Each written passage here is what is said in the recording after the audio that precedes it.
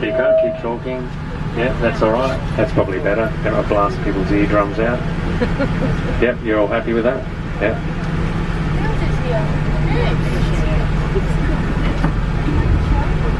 All right. Thank you, everyone, for coming today.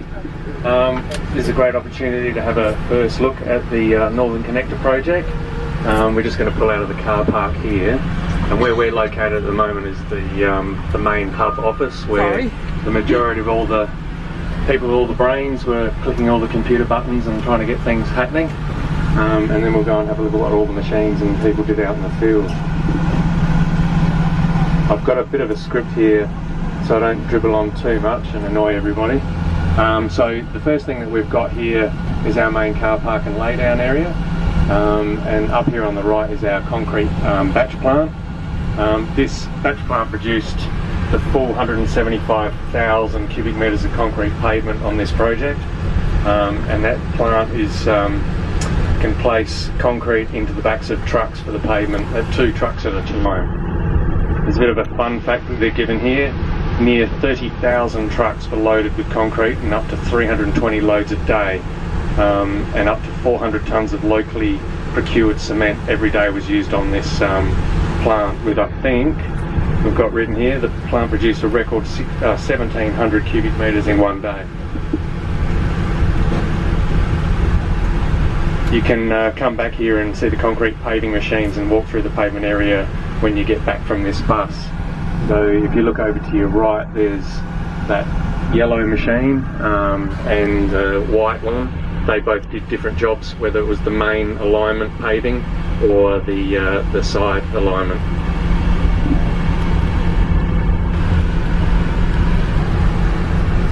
Kilometres of road to our right, which we won't drive on, and that's the Northern Expressway that connects in there heading towards the Barossa and Port Wakefield Road.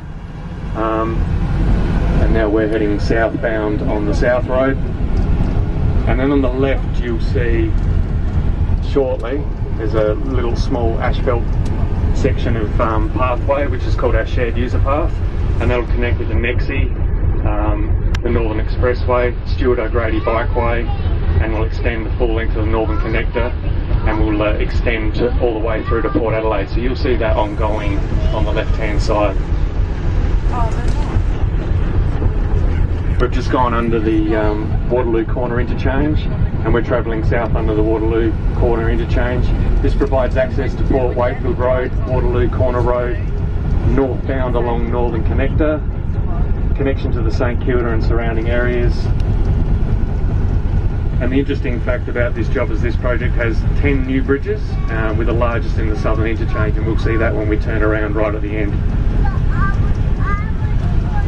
Just in regards to the concrete pavement, this is the widest concrete pavement in Australia. It has 3 lanes compared to all others that have 2. Interesting fact, the 175,000 cubic metres of concrete is equivalent to about 70 Olympic swimming pools. So a considerable amount of concrete is coming through here. The concrete finish is more durable and is expected to almost halve the ongoing maintenance cost of the road. And there's approximately 13 kilometres in both directions of the road in concrete, with the interchange ramps and other areas being done in asphalt. There it goes. Did you get a code? No, whatever it was when I was flapping, it's gone. Oh, well, it's gone now. Someone out the back, just give it a wave, goodbye. Oh, stone. Yeah, that's alright.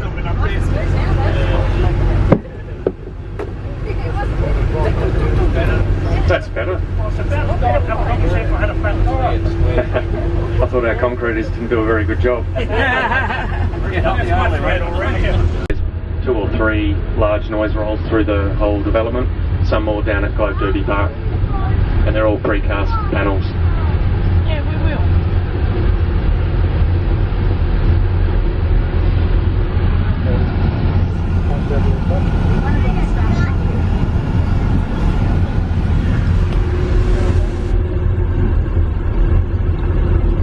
As we come up a little bit closer to the Bolivar Interchange, it provides access to Port Wakefield Road, retail precincts, Bolivar, Paralowie and the surrounds. Also over the main bridge that we're coming up, which we call Bridge 11, but that just provides access to SA Water. And and their main bolivar plant. All of this land here on the right hand side of us at the moment is all SA water property.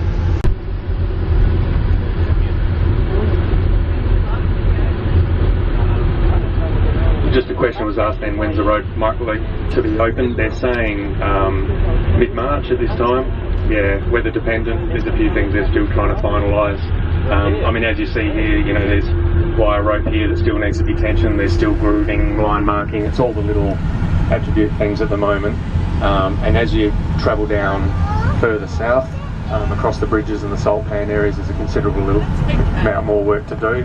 But they're confident, you know, within the next 3+ weeks they'll be very, very close. Yeah. What we're going to do, we're going to go straight on. It's not good. You can bring out on the north and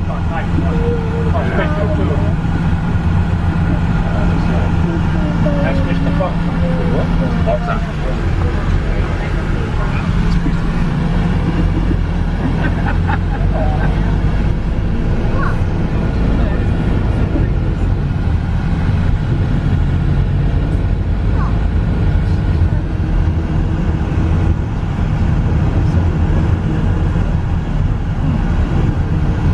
Yeah, so this is the Bolivar Interchange, and that's Bolivar Road that goes over the top into, or the extension of it that goes into SA Water.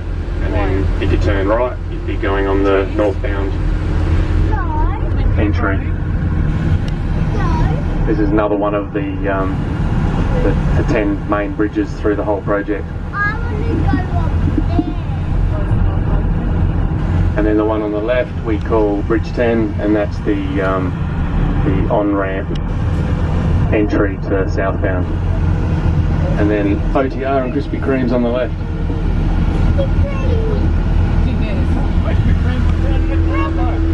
And the Krispy Kreme's in the car park. Free! Free sugar. That's what everyone wants. Yeah.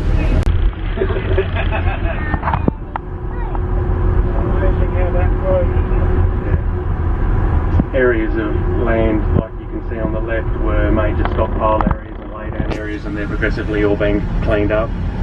You can see fencing on both sides. That continues pretty much the whole alignment, only really giving people access to the motorway at the truncations for the bike user path. And then once we get a little bit further down onto the salt pans, there's really no pedestrian or public access, so the fencing stops. Some of our little dirt monkeys have told me that 1.3 million cubic metres of embankment was placed throughout the salt pans to form the motorway embankments. So these salt pans are from the west of the alignment to be rehabilitated into wetlands, creating a habitat for the offshore birds. So there'll be a lot of work still to continue through that area. So this now, I think, is Bridge 7, and it's the start of the salt pans.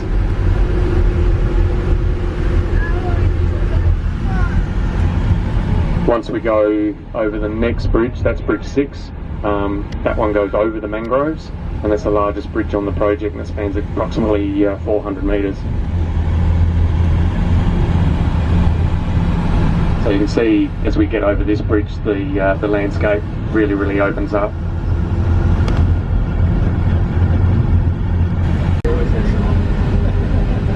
There's some cracker ideas.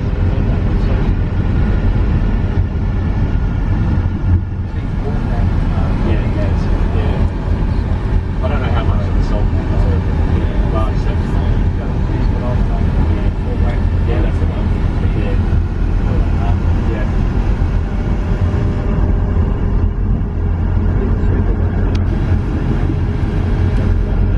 So we're coming up here now to the southern interchange. You'll see that large bridge, which we call Bridge 3, over there to the left, and this provides connections to the Port River Expressway, Port Adelaide South Road Superway, and the Salisbury Highway. Huge excavation to start with, and they also then gained, I think, material from a lot of other projects through Adelaide. So a project that I was involved in was the Adelaide Botanic High. I know we had probably 3,500 cubic metres of excavated material there from the basements that came out to this site. So I think they begged, borrowed and stole from everywhere they possibly could. But of course you can't just take anything from anywhere. It's got to be tested and make sure it's not contaminated and all those lovely things in life.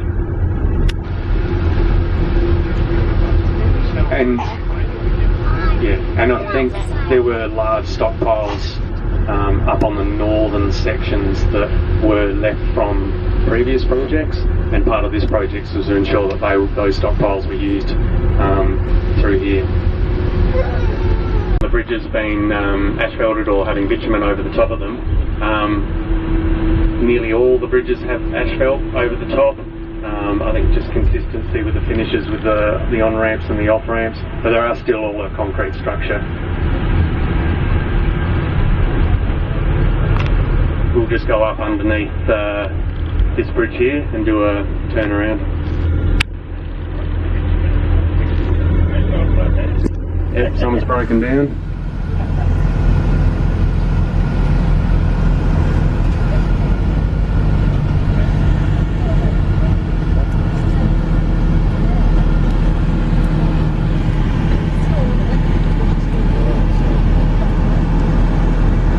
Yeah, got a good perspective of Bridge 3 from here.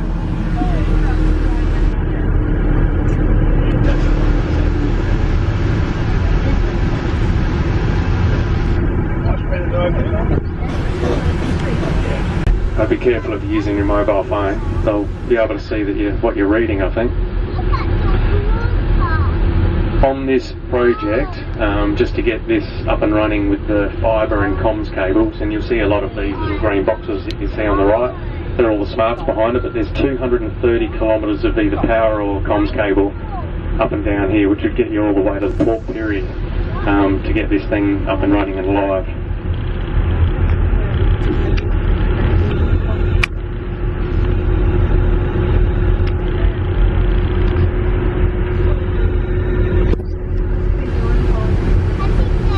My involvement, I started here helping out. My background is from building, and I came across about 6 or 7 months ago to help them out. I'm pretty much, I think, probably described as Sally's no more gaps. I'm just here to help and fix all the little bits and pieces that were being left. So typical things, I've worked a lot with the ITS, I've done a lot with some of the fencing that you can see here on the right, just closing up all the gaps. Guardrail verges, some of the drainage, looked after some of the bridges, and just generally assisted with any design problem solving along the way.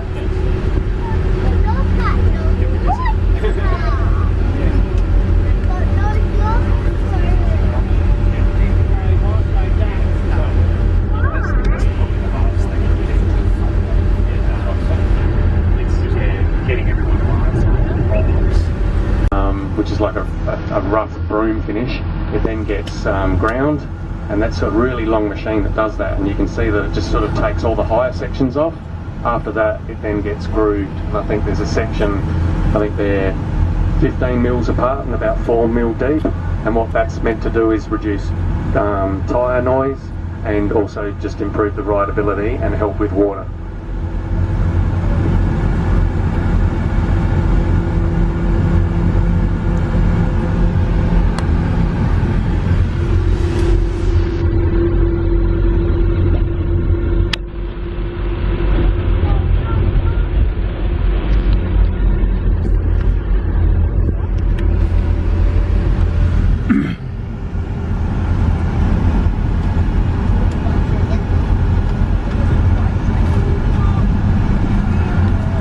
The majority of all of this is now being finished and all grooved, and then you can see the line marking come through. We've still got sections on the edge or the fog line to finish off grinding, grooving, and then they'll do the line marking.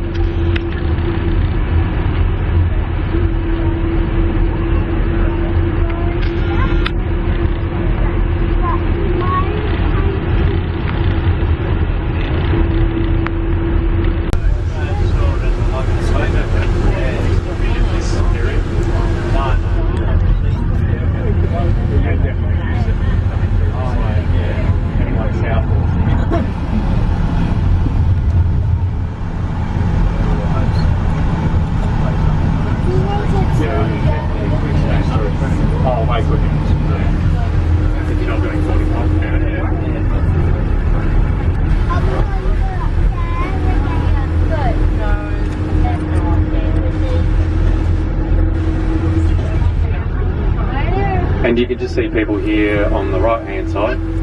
When you leave your car park, you'll be able to drive that first section and then just come down here and exit at that Bolivar and then smash a 12-pack of Krispy Kremes. You'll have to pay for them there though. I think bottle shop sounds better. I don't see a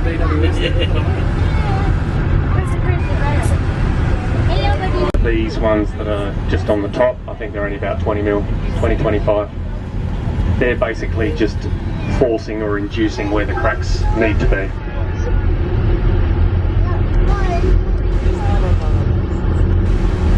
And we're just coming back up to the hub office now.